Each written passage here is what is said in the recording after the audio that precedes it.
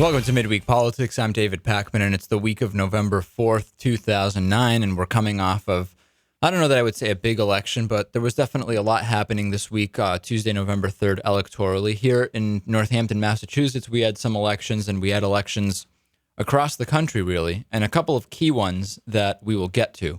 A little later, we'll talk to Scott Keeter, Director of Survey Research at the Pew Research Center, and we'll also be speaking with an individual who, like many recently on the show, Lewis, feels that we're close to the end of time. So I know I've been mentioning this numerous times recently. A lot of people seem to think we're close to the rapture, as some will call it, or the apocalypse, or I don't even know what's the right term technically to use. Any of the above, doomsday. A doomsday hypothesis. Whatever. Well, a couple of new TV stations that are airing the show that I want to say hello to. A very, very big accomplishment for us in Philadelphia, Pennsylvania. Drexel University TV is starting to air the show, and they reach 350,000 households, which is great. We're thrilled to be on with them, and it's a huge station. And also just up the road from us, I guess not just up the road, but under an hour away, Brattleboro, Vermont, BCTV, Brattleboro Community TV, is airing Midweek Politics TV. And lastly, very far from here, in Marin County, California. Is it Marin or Marin? I think it's Marin. No idea. Yeah. I think it's Marin County. Community Media Center of Marin, California is airing the show. And that's also big. It's over 100,000 households. So we're thrilled to be on these stations. And the count, we've just been doing this TV thing. This is the third month. And we're on 11 stations so far. So I think it's going great. And, if eventually there's more TV stations than radio stations, we'll have to make a decision about whether it's okay for it to look like a radio show, right? Even though I like this look. I'd like to stick with this. Good enough for now. Uh-oh, I don't like the sound of that. Ideally, a different studio would. You think that we need a little bit of a different look? I think so. Okay. All right. Well, we'll keep that in mind. I think I have to find a new dry cleaner. I was in my dry cleaner the other day, which, by the way, I brought a suit and a couple of sweaters, and it was $50. They have a TV in there, as many places do right now. A lot of people it's a dry cleaner and a laundry, so there's a lot of people hanging out. They had the 700 Club on, and Pat Robertson, of course. Oh yeah.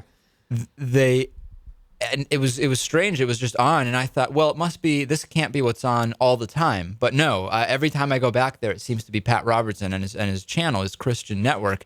And the couple minutes that I watched while I was paying for my dry cleaning, he took some time to pray.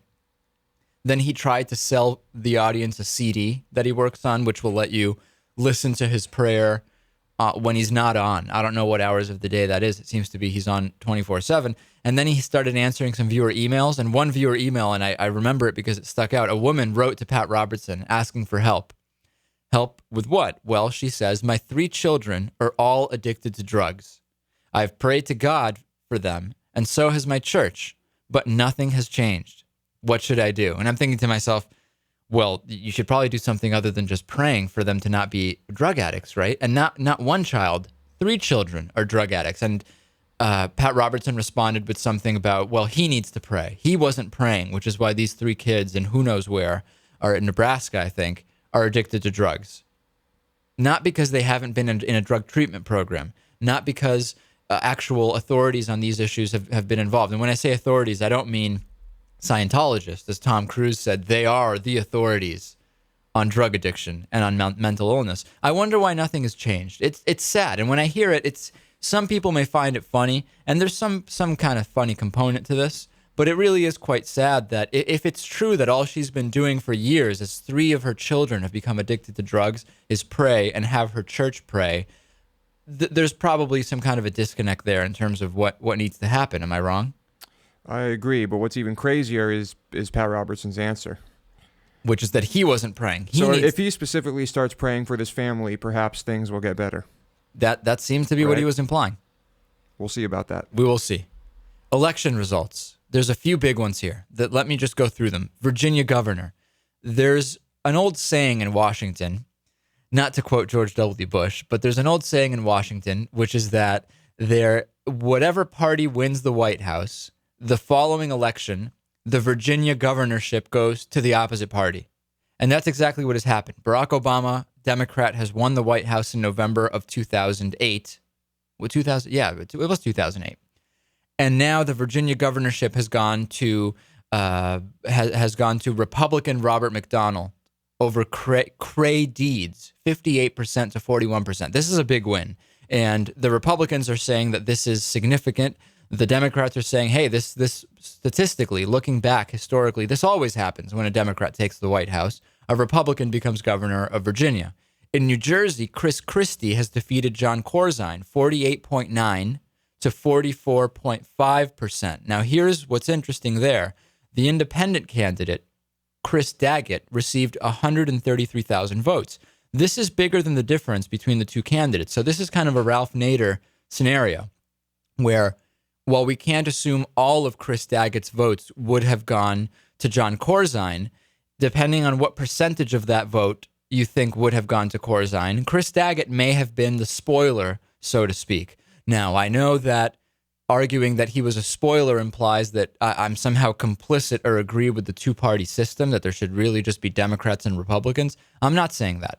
But what I am saying is that this third-party candidate who had no chance of winning was able to siphon off just enough votes to get into, or rather to make up that difference between these two candidates. Always interesting when that happens.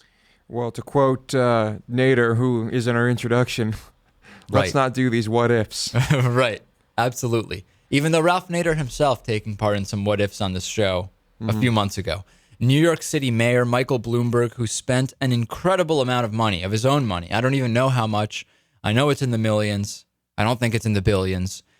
For the New York City mayor re-election, he did win, and he defeated William Thompson 50.6 to 46%. This is not that big of a margin. And with the number of voters in New York City, it actually worked out to about 50,000 votes. The difference between the two is 50,000 votes, and Michael Bloomberg spending millions of his own dollars for a position that he actually takes no salary, as far as I know, or gets paid $1 or a penny or something like that. Nothing? Nothing. Yeah, he essentially takes no salary there, is my understanding.